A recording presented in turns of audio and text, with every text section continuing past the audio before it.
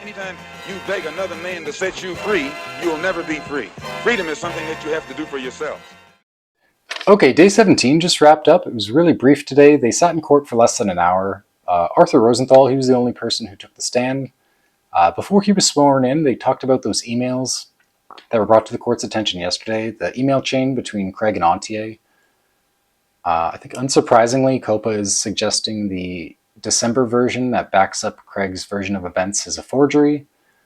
So it looks like they're going to move some stuff around in the timetable this week so that this can be addressed. They discussed moving a couple things around so that they can discuss that this week, so I'm sure this is going to come up again later. But Arthur was sworn in and then asked about... he was asked by COPA's lawyers about his report and his witness statements, just to confirm that they were his and that they were truthful. Had him confirm that he created the report and submitted those statements. And the only thing they questioned him about other than that was his independence as an expert. When Craig took the stand, he said that Arthur is deeply involved with BTC Core, that he has investments with them, that he has a working relationship with them, having done some coding for them. All of this he denied. He said that that wasn't true. And then they pretty much handed it over to Craig's lawyers. Now, Craig's lawyers, they only wanted to ask him about his report. They didn't want to say that he wasn't a credible expert the way that they did with Madden. They really just wanted to pick apart his report. Now, his report, it concluded that the white paper must have been compiled in OpenOffice and not in LaTeX.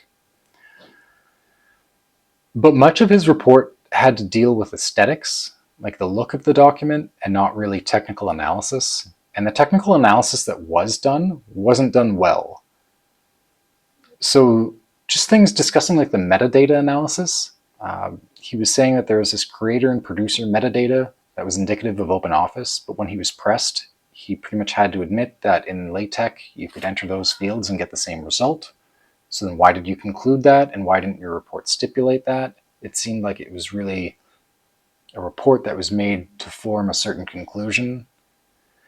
And that became even more evidence when they talked about the environment that he was creating and how he didn't actually recreate the environment that Craig used. And the excuse he gave for that was awful. He said that he didn't understand Craig's statement, so he drafted this entire report using the environment that he was the most familiar with. That's nuts. Why would you waste all your time drafting a report without knowing if you're doing it correctly? And this isn't like a high school project. This is for an enormously important legal case.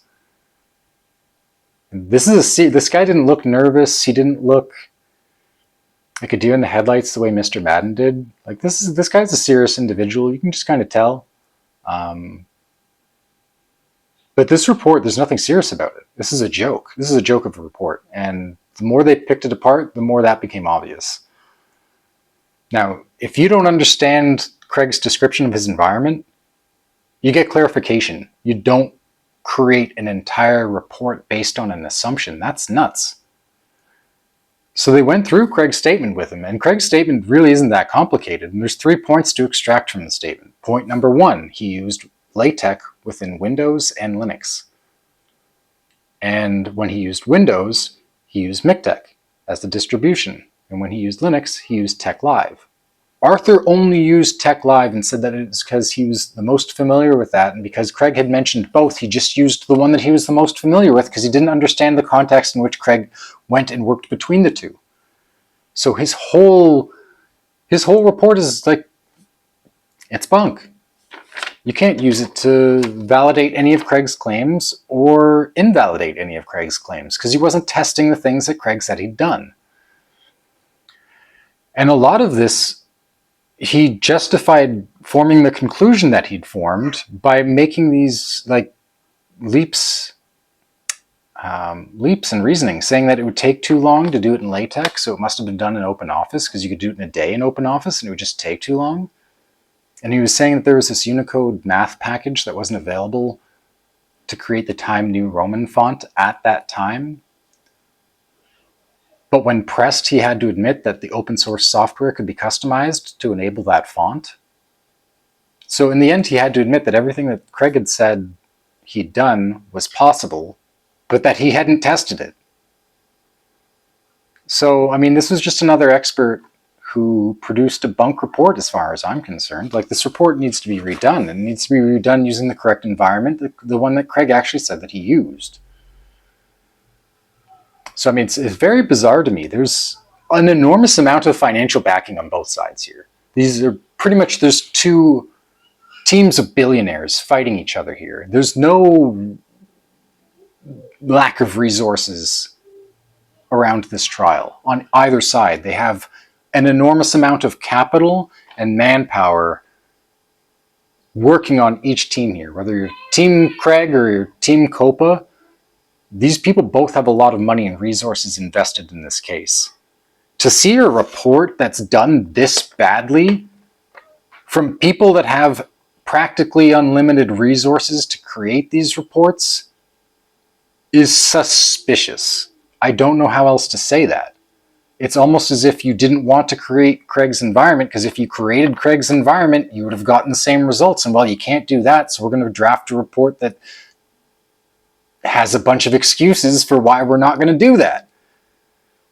That's how it felt to me. And yeah, this guy said that he denied being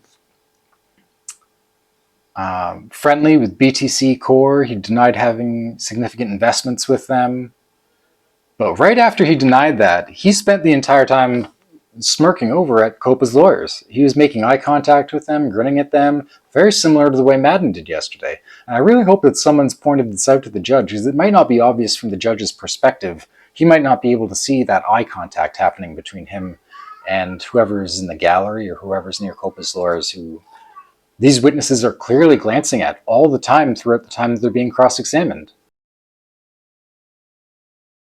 There wasn't much else that happened today, so tune in tomorrow.